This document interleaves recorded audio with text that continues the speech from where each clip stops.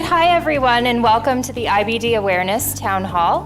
World IBD Day takes place on May 19th every year to unite people worldwide in the fight against Crohn's and colitis, also known as inflammatory bowel diseases or IBD.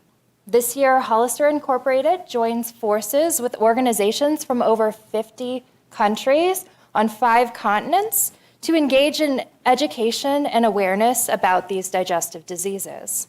I will now hand it over to our moderator, Karen Spencer, to begin today's discussion. Did you know that there's 10 million people around the world who have been diagnosed and are living every day with inflammatory bowel disease? Here alone in the United States, 1.6 million people are living with inflammatory bowel disease. And that's about 780,000 people with Crohn's disease and 970,000 people with ulcerative colitis. And those statistics are just as staggering in Canada. In Canada, there's 129,000 people living with Crohn's disease and 104,000 people living with ulcerative colitis. And when we talk about ulcerative colitis and Crohn's disease, we're talking about inflammatory bowel diseases. And each of you have all received a card that actually talks about IBD Day and slightly compares the differences between ulcerative colitis and Crohn's disease. So just quickly, the differences are Crohn's disease is a disease that actually impacts the entire digestive system, right from our mouth to our anus. And it attacks the entire bowel wall. Where ulcerative colitis affects only the large bowel, and it impacts only the inner lining of the digestive wall. Both diseases are inflammatory bowel diseases, and both impact patients in different ways, but impact them every day. And we're going to hear about that with our panelists today. I have a couple of facts, though, as we look forward with people living with inflammatory bowel disease. Here in the United States, Crohn's disease is on the rise. In Canada, Canada has the highest prevalence of Crohn's disease all over the world. Amazing statistics. But with statistics like these, and people who are affected by IBD Day or IBD, I thoroughly welcome you to Inflammatory Bowel Disease Day, and thank you for joining us to bring awareness and to unite people to understand living with a digestive disease and how we can move forward to make sure that we potentially find the cure for that disease, but more importantly, to allow people to live a better quality of life having had or living with inflammatory bowel disease. So today, I'm Karen Spencer. I'm the Director of Global Clinical Education here at Hollister, and it is an honor to be on the stage today with our 4 guests and to be able to talk about inflammatory bowel disease and bring some awareness to others about it as well. Each of our panelists have had a journey of living with inflammatory bowel disease, and they are all here today to share with us their story and their journey, but more importantly, about bringing awareness to that global community. So I would like to introduce our panel today. We have Robin Brown. Robin is from Belfair, Washington, and she is the reigning Mrs. Mason County, Washington.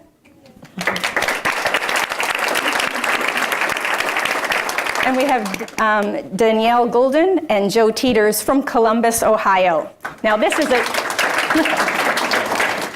a dynamic duo, and they have a social media website called Baggin, and you're going to hear all about that.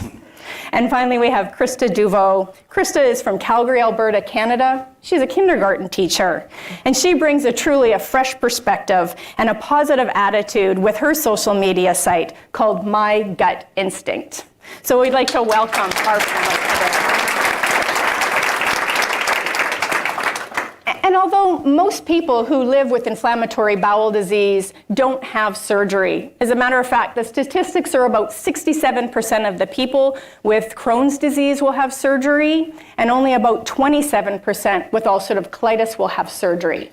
Some people will have surgery and end up with an ostomy. Our panelists today have had surgery and they have had ostomy as part of their plan and their management of their inflammatory bowel diseases.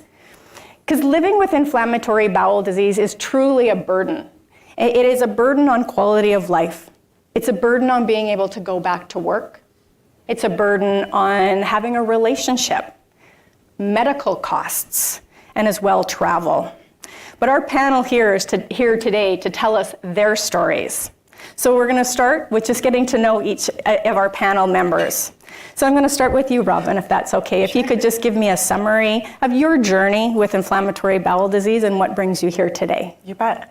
So my journey started when I was fairly young. I always had tummy troubles, or a stress tummy, as my grandma would call it. And I dealt with that for a lot of my youth. And then when I was 21, I ended up getting septic salmonella and had a bowel resection. And at that time they said, oh, you have this salmonella going on, but did you also know that you actually have a disease? And I said, oh, well, I knew I was different, and so we started trying to treat my condition and managing my symptoms. I had multiple surgeries after that over the course of 10 years, and then unfortunately I was involved in an accident where I was crushed between our off-road truck and the back wall of our garage. And when that happened, obviously that had a tremendous impact on my gut health and really just complicated things further. So last year in February is when I got my ostomy, and that's where I'm at now. So 1 year and doing better than ever. Wonderful. Thank you so much for being with us today. One of the hashtags for inflammatory bowel disease is hashtag making the invisible visible. And I find this very interesting, and as I've gotten to know our panel members a little bit, Danielle, you were misdiagnosed for many, many years. So can you share your story about the misdiagnosis and how you've come along to living with an ostomy and managing your IBD? Absolutely. So I started getting sick in high school, which is a really, really fun time to start getting ill. And so around when I was 17, I started having all kinds of issues. Somehow it got ignored. I went to college, came back home, and I was diagnosed with a gluten intolerance, which, back in 1994, 95, we didn't have all of the big grocery chains that had all of the specialty foods. So I spent a lot of money eating a lot of things that I couldn't and shouldn't have. And it took until 1999, I was properly diagnosed with ulcerative colitis through a colonoscopy. And it was kind of a great day because I had the real answer of what I had wrong, and knowing that going forward I could manage it through treatments and medications. So I lived with ulcerative colitis. It was very, very severe. My colitis, I don't know how I got through my wedding day. I don't know how I got through college. I had to drop out of classes because there wasn't a bathroom on the floor that I needed. This is a very interesting life. So finally, and another fun fact, I actually installed a toilet in my car. That's how sick I was, because I was going to the bathroom 20 to 25 times a day. So I went to a car dealership, and they're like, do you want a sunroof? And I'm like, no, I want to take out a car seat to put a toilet in, and I made little curtains, and that's how I lived my life because I couldn't drive around. So my daughter was born into thinking that everybody had a potty in their car, which was, she thought that was pretty cool. But was very confused when she went into other people's cars. So in 2007, I decided to have my ostomy surgery after every medication that I went through, every treatment wasn't working, and I was very, very ill. So it was a very easy decision to make, and the greatest decision I've made. Well, thank you for sharing your story.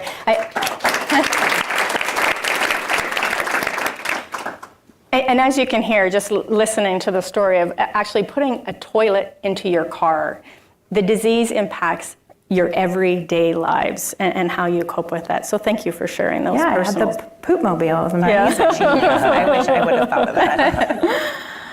And as we talked about, a lot of people do have surgery and do have ostomy surgery with inflammatory bowel disease. But for a very long time, they're managed with medications, usually high doses of steroids, Remicade. So Joe, if you don't mind sharing your story of how you were managed with medications for a long time and how you finally made that decision to have ostomy surgery to manage your IBD. Sure, absolutely. I was diagnosed with Crohn's disease at the age of 19. I went for a little bit of time with not getting properly diagnosed. It took about a year before they figured it out. And at that time, in 1993, the biologics hadn't hit the market yet, so the main course of action was to go on high-dose steroids, sulfa drugs, and other drugs. Those, of course, worked, knocked the inflammation down, but they really didn't protect the intestines from damage. So I had my first intestinal resection in 1995, felt great, came back, felt normal, felt healthy again, had solid poop again. That was a great thing.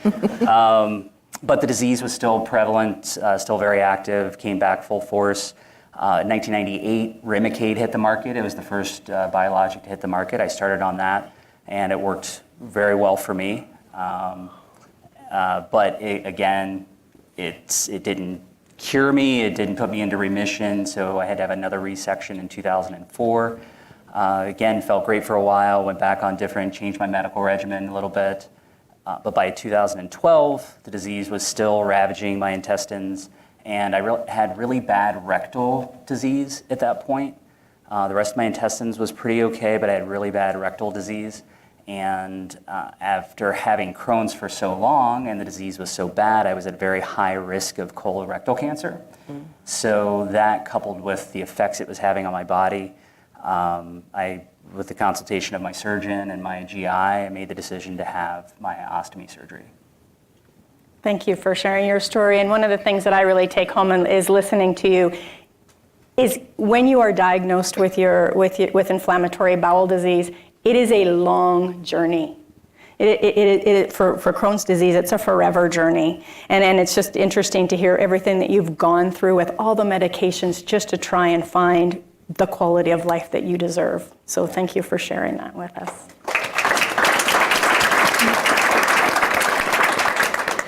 Most people are diagnosed with inflammatory bowel disease in their late adolescence, early adulthood. Unfortunately, we're seeing that age coming down, and we're seeing people being diagnosed at much younger ages. Krista was diagnosed at 9 years old. So Krista, would you share your story being diagnosed at such a young age, and then your long journey to where you've come to today? Of course. I was diagnosed with Crohn's disease at the age of 9.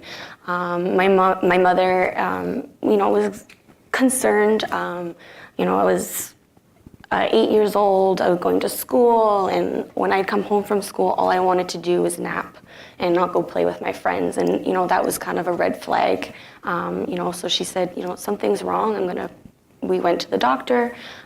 We went for blood work. They told me I simply just had low iron and sent me home with iron pills. And then we went to a specialist, and they diagnosed me almost right away with Crohn's disease. And instead of going on prednisone right away, because I was very underweight, very malnourished, I decided to have a feeding tube that they inserted in my nose all the way to my stomach. And I was fed that way for 4 years. So I was in grade 5, I think, so grade 5, 6, 7. But when I went to junior high, my mom would take the tube out in the morning so I could go to school with my friends and them not know, because junior high, they're not so nice always. And then my mom would put the tube back in at night for my feeds. But I was really lucky. My friends and the community, I'm from a small community, and they came together and they supported me. All my friends, they brought their dolls to school and they put yarn for a tube, just to kind of normalize it. And eventually the biologics came out, and I was also on Remicade when it was a study that worked really well for me. And then it just stopped working, and in high school I had my first bowel resection. After that, I tried different meds, but nothing really worked. Tried prednisone, all the biologics. I exceeded those and had my second bowel resection when I finished my university degree. And then 2 years ago, a year ago in April, I decided to get my ostomy surgery because I couldn't focus on my career, I couldn't go to work. I was getting married and I was just really worried. I suffered a lot with incontinence. So the last thing I wanted was to have my nice wedding dress and have an accident. So I pushed for the ostomy surgery and I haven't looked back since.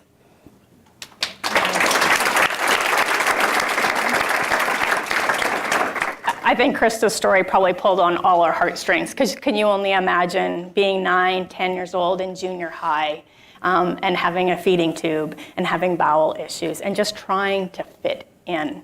And I think all our panelists here have had their journey. It's all a little bit different, but all of their lives have been impacted by living with inflammatory bowel disease. So again, we are very honored to have you all here today to share your stories, bring that global awareness to everyone who is watching as well. And as I said earlier, surgery is one option, but we often hear from surgeons that they want to preserve the bowel. Let's preserve as much bowel as we possibly can. Let's hold off on that ostomy until it's the last resort. I think possibly some surgeons might even think that, wow, it's failure. We haven't been able to manage this with the medications that are out there today, or having resections, and having an ostomy is considered the end. So I would really love to hear your thoughts and input on that, Danielle, because I know that was one consideration for you. Yeah, it was to hear that an ostomy is a failure. It really kind of hurts my heart a little bit because I wasn't living. You know, like I said, I had a toilet in my car. I can tear up. I couldn't take my kid to the park. I couldn't live a normal life. I had to drug myself with so much stuff on my wedding day just to get through. I had to change careers. Like, I wanted to be the park ranger in environmental science. I had to change careers halfway through college and do a safer option in an office. So ostomy surgery to me is by no means a failure. It is the single greatest decision I've ever made.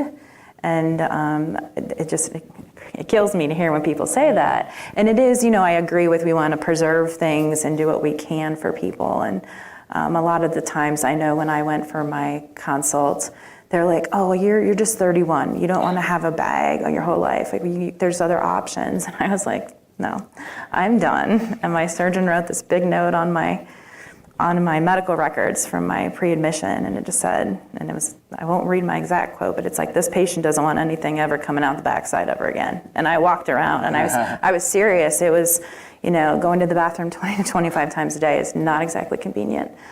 So I'm very proud to be an ostomate, and I'm very happy, and I'm happy that I can tell my story and normalize that this is a great, great thing that you can have done if it's going to help you. I remember you saying earlier when we were talking, she feels new and improved, and I absolutely loved it. I do, because I lived, you know, I was 17 when I started getting sick, so that entire period of your life when you're not quite the adult yet, you don't have to have all the work and whatnot. I wasn't able to have that. I was homebound and isolated, and so many people, I think, feel that these are embarrassing diseases. Nobody wants to talk about poop, and nobody wants to talk about ostomies, and like, I'm super happy to be able to do that and use my voice to do that, because it really has saved my life. It really has. Oh, thank you. Thank you. Krista, you shared just a minute ago how you were getting married and you wanted to have ostomy surgery, and you actually pushed your doctor to do that. Can you tell us your story there? Yeah, for sure. My GI, he very, very nice guy, you know, he likes to listen to what I have to say. So I went into his office with my husband and I said, you know, I've had enough. I can't do my job. I'm going to the bathroom 20, 25 times a day, basically just stuck in the bathroom all day, all the time. So I went in and I said, I'm done. I'm tired. I wasn't myself anymore. I was angry. I was pitying myself all the time because I couldn't do any of the things that I like to do anymore. And they admitted me to the hospital and to get further testing so I could see my surgeon. And when the surgeon came in, he wasn't very convinced that surgery would be the best option. He said that I wouldn't have a whole lot of my bowels left and that I was so young that why would I want an ostomy? So we went kind of back and forth, and then it was actually my GI who kind of got the surgeon on his side. He said, I think the surgery, if she wants it, let's do it. This is what she wants, and if it works, it works, and if it doesn't, then we'll come up with something else. And I went to see my GI 6 months after my surgery, and he's like, you look so good. He's like, you gained weight, and he said, you need to go see your surgeon and say, you feel amazing. Oh, that's a wonderful story. Yeah. And as I said earlier, Krista's a kindergarten teacher. Can you imagine her every day being so busy, and look how healthy and beautiful she looks. So again, having ostomy surgery, the stories that you all have shared with us obviously have made your lives that much better so that you are that new and improved person. Yeah. IBD Day is about awareness, which is why we're all here and why you're all sharing your story. But it's not just about sharing your story with a group of people in a room. These 4 people are doing amazing things on social media. And it really is their stories are being told worldwide on social media. Robin is a little interesting because it's not so much social media as it is probably a little bit more television. So as I said earlier, she is the reigning Miss Mason County, Washington, and she is actually going for the state title in June for Mrs. Washington America. So can you share with us how you use that platform to share awareness about IBD and even with ostomies? You bet. First off, I'd like to say I've never done a pageant before in my life. This is not something that I grew up doing, and I thought, oh yay, I can finally get back to pageants. What it is, with the Mrs. competition, it really focuses on, family values, reaching out to your community, doing community service. And after my ostomy, it had been brought up to me a couple times, and I was like, I can actually go and be good for someone else, so that's what I want to do. Now, when it came to the pageant, you have to have a platform, right? Gastrointestinal disease isn't the most beautiful platform that you can choose, and I really was sort of wavering, I want to put it out there and I want to spread awareness and education, but is this really the best option and the best platform for me to do that at? And the first day that I went and had a Christmas party and met all the other contestants, one contestant I talked to later in the night, and she says, I don't mean to be nosy, did I overhear that you have an ostomy? And I said, yeah, actually I do. And she goes, where? And I said, well, you can wear clothes. You don't get an ostomy and then you're just naked forever. She goes, well, I don't see it. Do you still have it? And I said, yeah. And she goes, I have Crohn's disease. And it's probably in the cards for me in the next few years to have an ostomy. And I'm absolutely terrified. And I don't want to do it. And I've been putting it off because I feel like I'm not going to feel beautiful. I'm not going to get to participate in my own life. I'm not going to be this person that I have developed myself to be. And you just changed my mind. And I said, okay, there's my sign. This is exactly where I'm supposed to be, exactly what I'm supposed to be talking about through this platform. And once I win the Mrs. Washington America competition and go on to the Mrs. America competition, it's going to be an even bigger platform to raise awareness, because we've got to start talking about this. Even if you don't have Crohn's or colitis or an ostomy, we have to get comfortable talking about our health and not allowing the discomfort of conversation to prevent people from getting treatment and living their best lives. So that's really what I'm looking forward to doing and what I hope to do with this platform and the pageant. Wonderful. And it's even helping, like you said, one person at a time and helping them through that. So thank you. And we wish you good luck.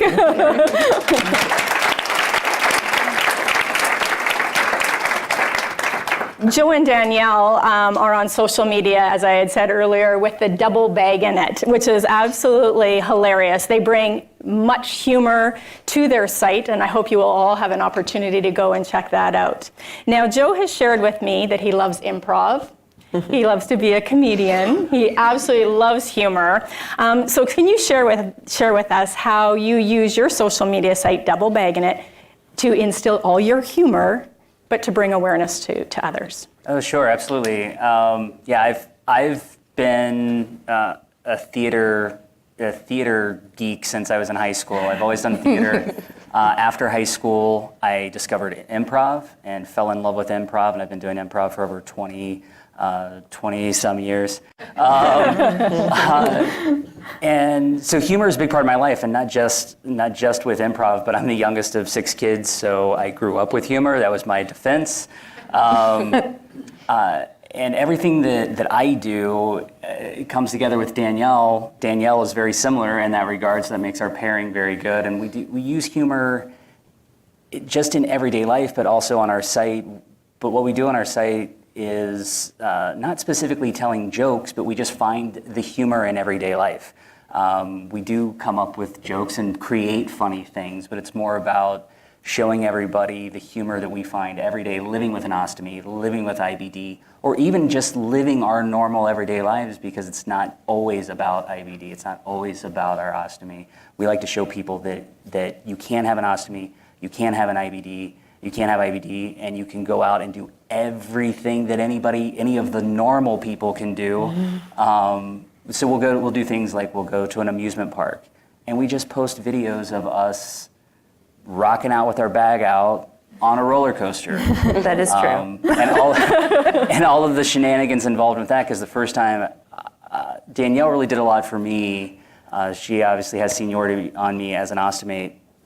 But after I got my ostomy, I was like most people are, I was afraid to do the things that I did. I was afraid to do the things that I loved. And Danielle, with her encouragement, she got me to go into a swimming pool for the first time. And we did a little video that was floating in the pool, and we did our standard intro. I'm Danielle, I'm Joe, we're double bagging it, and Danielle's like, "Hey Joe, are you pooping in the pool?"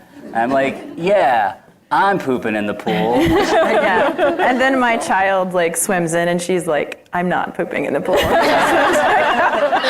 So just silly things like that to get people to laugh, to get people to talk. As Robin said, we got to get people to talk about this stuff and feel comfortable talking about this stuff, because it is important. Right, and I do believe the humor takes away that stigma of it, and it allows people to talk about things. Yeah. But what you are doing is more than just humor. I mean, I've had the opportunity to review your site. You are doing a lot of advocacy work. So Danielle, do you want to share the more serious side to what you're doing? and we actually put the humor even in the serious side, because that's just what we do. But Joe and I have been really hardcore advocating for around 3 years. We really advocate for self-advocacy, just making sure that people get their own stories out there with their medical professionals. We've been advocating with other medical professions that don't always deal with ostomies or kind of brush it off, like occupational therapy. We're really pushing for that. We advocate on a local level in Columbus.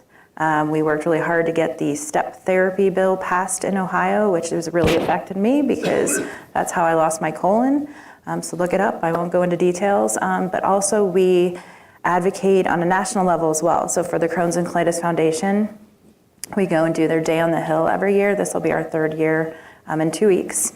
And we have advocated on behalf of the Crohn's and Colitis Foundation with the Digestive Disease National Coalition this last March.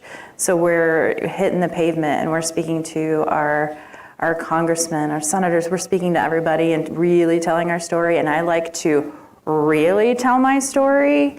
I'm all about putting it out there. So, because there's so many people with these illnesses that just don't want to talk about it, and that's okay. But there's some of us who do feel comfortable talking about it. And the more that we get that out there, and the more we discuss it in everyday life, I will talk about it to somebody at the deli counter, or I will talk about it getting my hair done, or any of these things, because so many people are living with this and maybe they don't even want to go to their doctor to get, no one wants to talk about pooping 20 times a day. Nobody.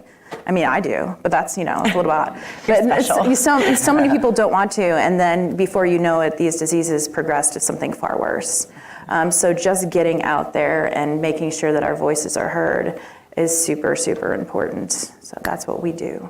Yeah, it's wonderful. And their business card has them standing right in front of the where are you in Washington? Right in front of the Capitol. It's wonderful to see the work that you're doing through humor and obviously through all the advocacy that you're doing. And thank you for everything that you guys do. Yeah. And Krista shared with me earlier, she's on Instagram, and she is with My Gut Instinct. And she said she started this Instagram site so that she could get her story out there and share that with other people. But she found the opposite happened. So can you share that story with us? Of course. So I started my Instagram account, it was the year before my ostomy. And basically, I just wanted to get my story out there because there was, even some of my close friends and even family members who didn't really know what my day-to-day looked like, what kind of medication I was taking, and just how to prepare to even just leave the house, right? Sometimes that would take me a couple hours to even just leave. So I put it out there, and I decided to even share my story after my ostomy surgery. And I got a lot of positive feedback. I had a lot of people reach out to me, tell me I might need ostomy surgery. Like, can you tell me what it was like? What did you struggle with after or before? So I was able to make those connections and with people all over the world. So, yeah. Wonderful. And I think that as you all do what you do every day to bring awareness to others about inflammatory bowel disease, about living with an ostomy, not only are you giving out, but I truly believe that you are receiving just as much in return and helping you continue to do what you do. So that's wonderful. And as we sit here, I'm sure lots of you have many questions, and we will open it up to an opportunity for you to ask questions. But because people are usually very shy and they don't want to ask questions, I'm going to. Please do. So we're going to ask a few things that I actually going to term as misconceptions. What are the misconceptions that people have of inflammatory bowel disease and living with an ostomy? So Joe, I'm going to ask you first. What are the 3 misconceptions about living with IBD that you think are there right now? Number one is that you can cure it. You can cure IBD with you just need Pepto? to eat. You just need to eat differently, or Pepto, or what have you. While some people do treat their disease by changing their diet, it helps them. It will never go away. You can't cure it. Also, I guess another misconception is that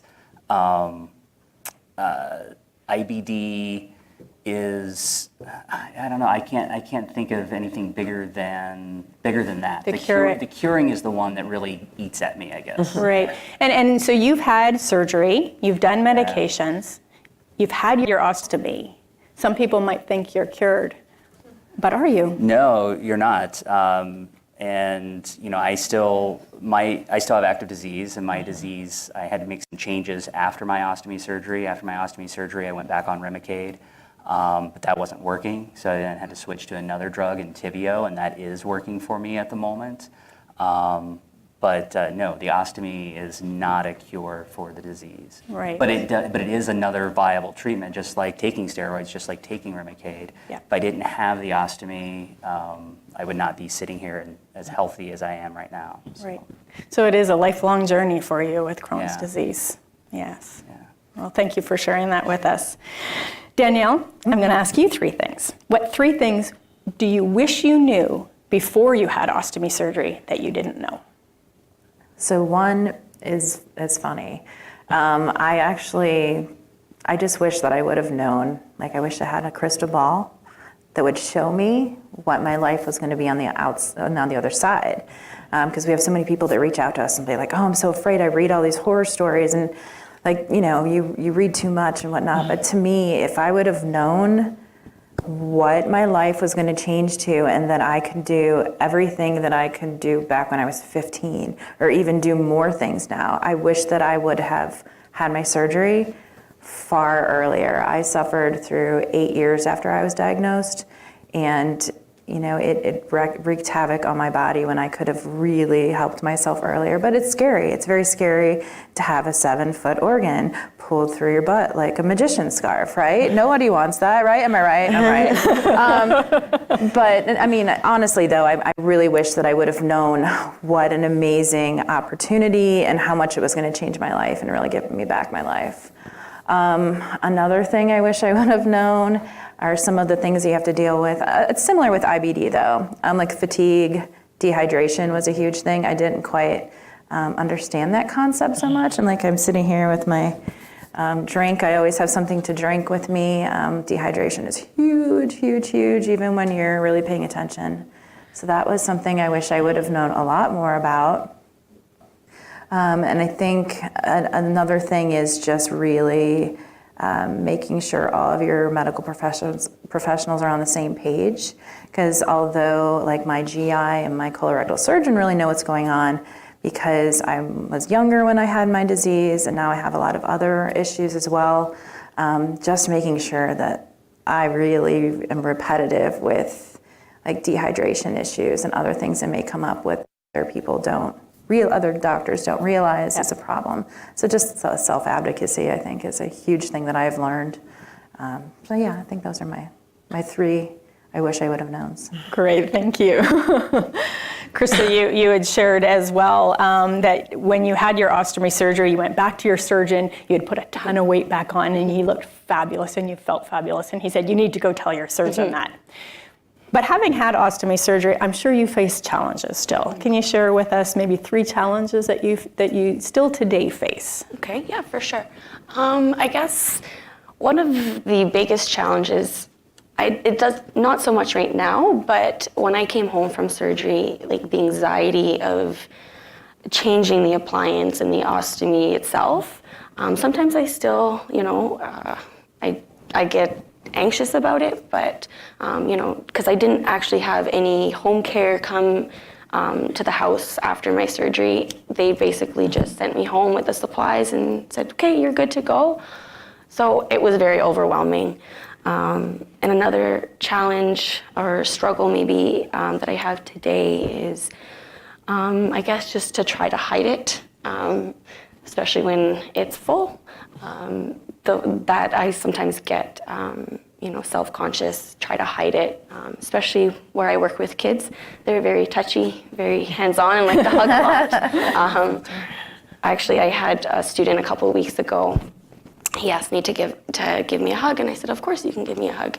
And my bag was quite full because I can't leave my classroom unattended. So he gave me a hug, and he looked at me and he said, teacher, you're really squishy.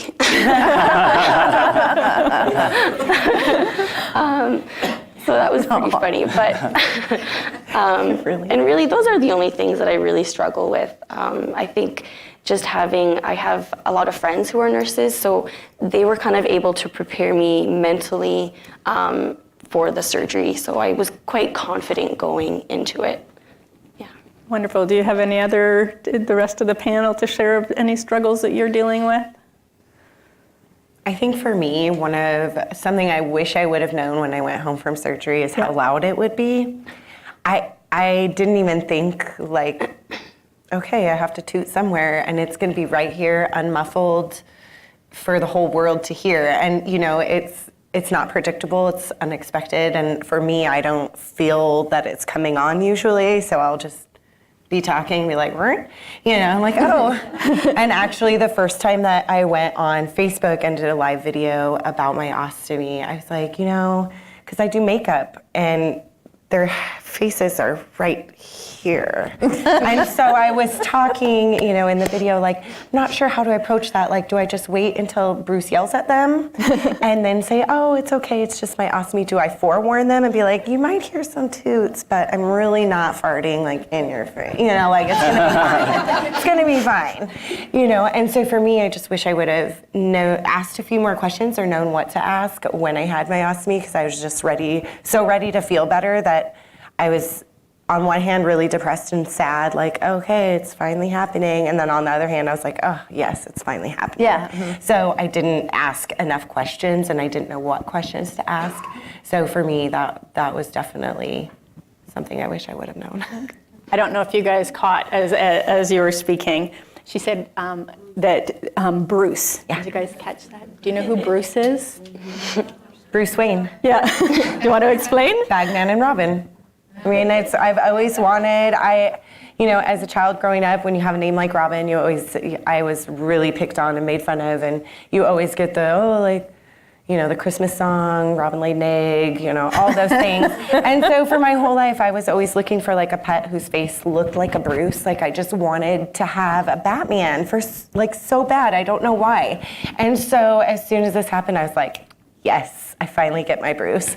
And that's what my son calls him. That's all my friends know him as that. Like we treat him like another part of our gang, So it's like, oh, how's Bruce doing today? Oh, Bruce is good. How are you doing today? Yeah. So it's just become very normal for us. We had this discussion just previous to coming on today, and we do know that many people do name their stomas, and it becomes part of their life. Do you guys want to share any of your stories? Yeah, I'm happy to share. Ready for this? So, as I was saying, my daughter was 3 when I had my surgery, and before, all she knew was mommy was sick. She didn't know that other mommies weren't sick. She just knew my mommy was very sick. So after my surgery, when I was able to go out and do stuff, it was amazing. She's very funny. And so I'm very independent, and I hated that I couldn't drive or go to the grocery store or any of that. So we go to the grocery store, and I'm like, yeah, we're doing this. And she's sitting in the little truck cart. She's got these big eyes, and she's like, this lady's like, oh, what's your name? She's like, my name's Lauren, and my mom has a bag of poop on her belly, really loud, super loud. I'm like, okay, this is Advocacy. If she could do it, I can do it. And then another thing was, and this is great, so she named my stoma Stella. We actually have twins. We have twin ones. I don't know why or how, but it was Stella, so it became Stella. So she would talk to Stella. And she went to an at-home daycare, and so my husband was on pickup duty for the 8 weeks I couldn't drive. So I was super excited to get back and see all the kids and her nanny person, and there was a new baby that had come into the group while I was having my surgery, so I haven't met the new mom yet. So she's like, oh, you're Lauren's mom. I was like, I am. And she's like, congratulations. And I was like, thanks. And she's like, oh gosh, we've heard all about Stella. I can't wait to meet her. And I wasn't picking up on it. And I'm like,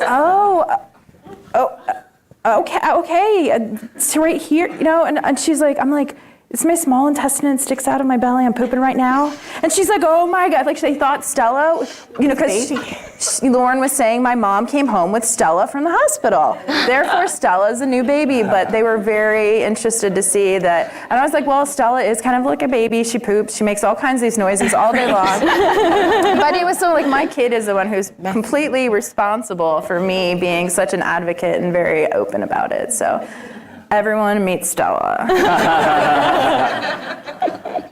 And I have just a couple of things going on with Robin, talking about just as she says, the toots. I like to play poker. I'm not a big poker player, but we have a casino in Columbus, and I like to go play little low limit hold'em.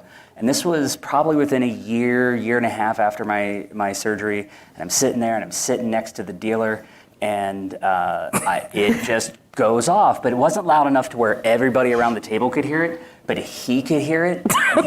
He was a young guy. He didn't miss a beat. He was still dealing, and he's giving me this side eye. And he finishes dealing, and then he leans over to me and he's like, well, at least it didn't smell. And I leaned back over and I said, that's okay, it's self-contained. Right? And he's never been allowed at the casino ever again. Last visit. Oh, that's wonderful. And then again, there you are, seeing the humor in what it is. Yeah, that's wonderful. My stoma is also named Stella. I don't know how I came up with the name. I think I just had a friend. She's like, what about Stella the stoma? And I was like, that sounds great. So I went with it's that. It's a great name. Right? It is, yeah. Good choice, lady. And all my friends, my coworkers, because I had my surgery during the school year last year. So all my coworkers, all my friends, my family, they all know Stella. You know, they always ask, how are you? How's Stella? How's, you know, so it's just nice that, you know, that community and being able to, you know, normalize that. Yeah, and it is. I love hearing your stories about how you've named it, because it has truly just become part of your life. It is part of you, but you've named it to give it its own recognition, and how it's helped you manage through your inflammatory bowel disease. So those are wonderful stories. Thank you for sharing them. Inflammatory Bowel Disease Day is on May 19th. So I'm going to close off the panel today, and I'm going to ask our members, what are they doing to celebrate May 19th, Inflammatory Bowel Disease Day? So I am actually doing a Facebook fundraiser on the 19th that is going to be used to purchase some shadow buddies and some stoma bears for the program that I'm trying to get started at the Seattle Children's Hospital. So I'm going to be doing some outreach and trying to, you know, get some bears for giving. Perfect. Can you just share a little bit more about the volunteer work you do with the Seattle? Sure. So the Seattle Children's Hospital is actually the Patent's national local charity, and so we try and go out there regularly and volunteer. I go usually about twice a month, and as I was volunteering, you know, I noticed on one of my support groups online that I see a lot of pediatric patients, their parents coming on, going, you know, I don't know how to do this, I am terrified, all of a sudden I'm a nurse. And so it was kind of my idea to say, you know, we need to get not just an ostomy support group, but get some education and some resources to these families that all of a sudden have a brand new bundle of joy with an ostomy. I'm sure that's completely terrifying, especially as a new parent to this beautiful baby, and you know, it's usually one of many complications that are happening with that child. And so I think giving parents, you know, the confidence to treat their child and know that they're not hurting their child, and just all of those little things, you know, makes them feel more comfortable as a parent and as an ostomy parent. So wonderful. No, great work you're doing. Thank you. And how about yourself? What are you going to do, May 19th? Well, we can't really say yet. It may or may not be top secret. So we have done a lot of fun things in the past, though. We do fundraisers for the UOAA, for Crohn's and Colitis Foundation. We've done an improv show. Yeah, and we usually do something public, and we're still figuring that out. We'll go to the zoo in Columbus, and we wear our shirts, and we bring our family and friends together, so we make a big presence, wearing our IBD warrior shirts and getting people talking. And of course, everyone around us hears us talking about poop, and it's not the monkeys in the cages. Right. So we get out and do something very public. We just haven't landed on it yet. All right. I think we should come to Seattle. We should.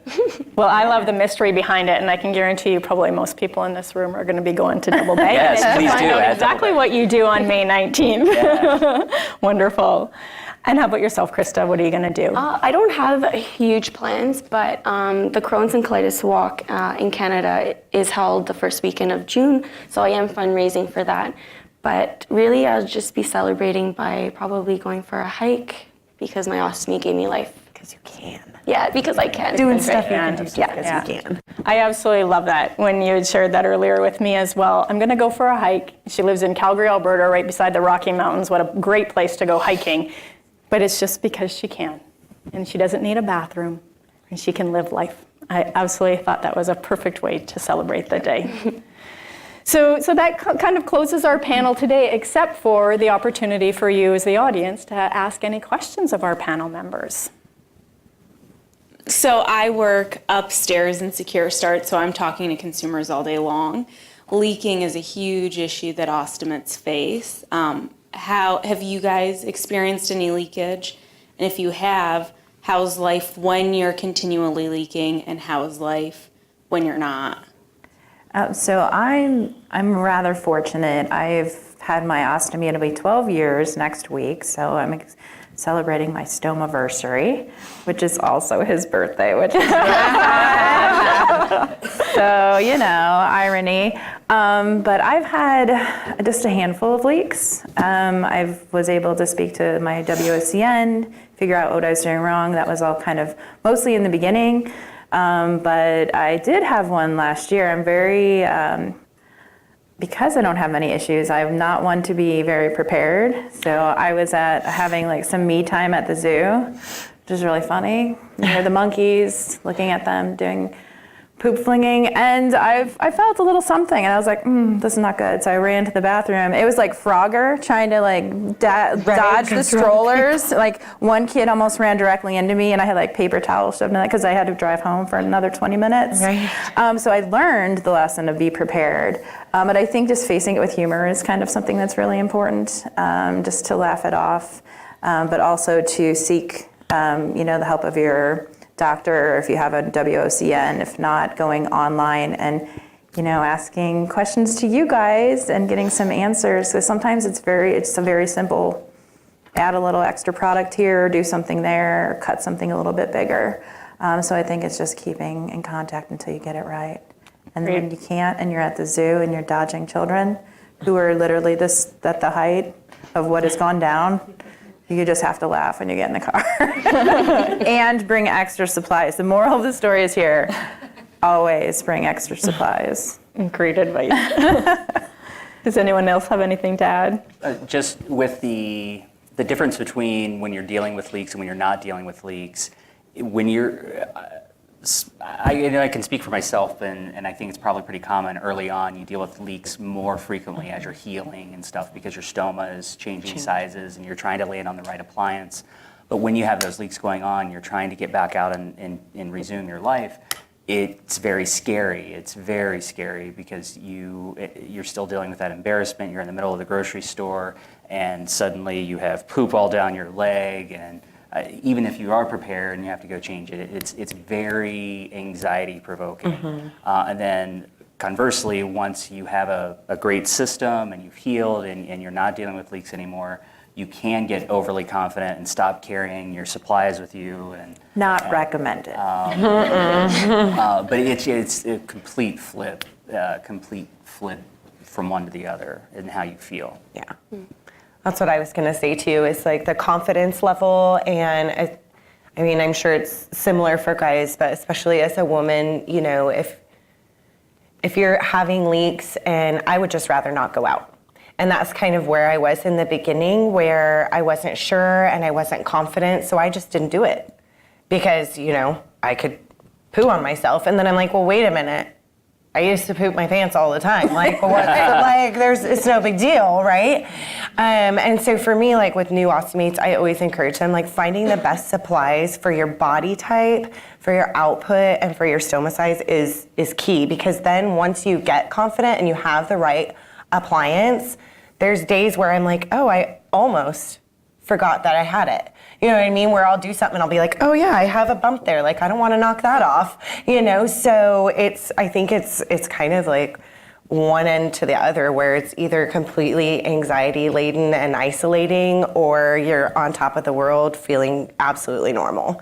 So I think it's key getting the right things for you as soon as possible. Yeah, it's definitely a learning curve, but it's certainly very, very doable. Krista, do you have anything to add? I didn't really experience a lot of leakage, mainly at the beginning of my surgery. When things were healing, I had to, go see my ostomy nurses, which they were amazing. We just had to change a few things. However, I did, in the beginning, experience leakages at night when I was sleeping, because I would wake up scratching because it's so itchy. And that was really the cause of my leak. So then after, I just found some, high-waisted shorts or something to keep everything in, so I wasn't scratching it at night in my sleep. Well, wonderful advice. And I loved what you said, so that I almost forgot I had the ostomy. Almost. But that sounds like what we're striving for. Yes, certainly. Wonderful. Any other questions? Thank you for coming and talking to us today. It's very inspirational. When we talk to new ostomates, some of their stress is, when I go back to work, what will I experience? How did you folks manage going back to work with your ostomy? Everybody knew about all of my issues prior to, so I was very open about my IBD. And so they knew about my surgery because I was like the one weird patient that high-fived all the way down the operating room because I was that excited about getting my surgery. So I was very, very excited and confident about letting everybody know about what was going on with me. But I found, obviously, bringing supplies, bringing extra clothes just in case, or at least having them in your car. And then I kind of secured a space underneath our sink because we had like a little office where I can keep my supplies. So I didn't have to bring everything every day and then worry about if I forgot to bring something. So definitely just the whole be prepared kind of thing. Also, because everybody knew, including clients that would come in if we had to go out to a lunch like early on, when things would fill up faster, because I have an ileostomy, and so sometimes your small bowel has to adapt to what your larger bowel did. So there's kind of a 6-month period, at least for myself. And I just kind of let everybody, people who I knew closer, who I talked to more, other times I just said, I've had a surgery, I will need to get up. I'm not being rude. Just being open. I think the quicker that people are open about what they don't have to go spread the word, and but just being able to say things out loud and just control, take the control that you do have. Because having IBD, I had no control before, and now it's like I have all the control. I'm going to tell you, and I'm going to, like Oprah, you get to know about my ostomy, and you get to know about my ostomy. But no, just I think breaking that one barrier of talking about it, and then the next time you're like, hey, I gotta, give me a second, I have this. So I think just being very open about it and being prepared are two big things. I totally agree with that. Just owning it. And you may not everyone's going to feel comfortable going into their work environment or even with their family and being like, hey, guess what I have? But, letting other people know that you do have a condition going on or something. For me, I just tell everyone I know, I was really ready at the airport. It was my first time going through the airport, so I was super nervous. And I was like, it's okay. I'm just gonna, if there's any sort of problems, I'm just gonna use that as an opportunity to educate. Right. So for me, that's what I had to do, is approach it from that education standpoint and make it less about me and more about other people. They don't know, they need to know, so I'm gonna share. And that gave me more confidence in being able to step into or out of any situation that I need to freely and have everyone understand and not make it a big deal. Because if any normal person goes to the bathroom, it's not a big deal, right? So if we have to go to the bathroom just because we do it a little differently, there shouldn't, it kind of all goes back to that stigma of the shame, where you wanna keep it hidden and you don't want anyone to know. And for me, I just own it, because that lets me free. The bathroom had me trapped for, most of my life. I'm not gonna let the stigma of the bathroom keep me there. And so, but for people who aren't comfortable sharing that, I think at least giving people a little bit of insight and just saying, hey, I have a tummy issue. If that's what you wanna call it, cool. And then people will go, oh, okay, because everyone's had some sort of tummy issue.